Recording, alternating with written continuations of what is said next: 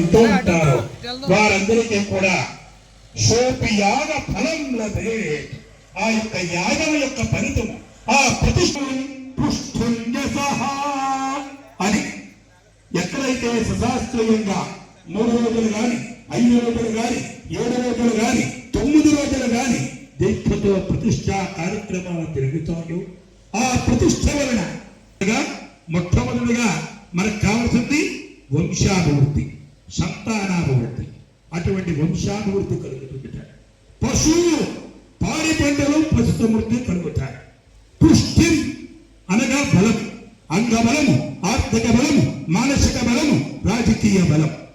యశః కీర్తి, గౌరవ ప్రతిష్టలు ఇవన్నీ కూడా ఈ దేవతా ప్రతిష్ట వలన మనకి, మన గ్రామానికి, మన గ్రామంలో ఉండే భక్తులకి అందరికీ కూడా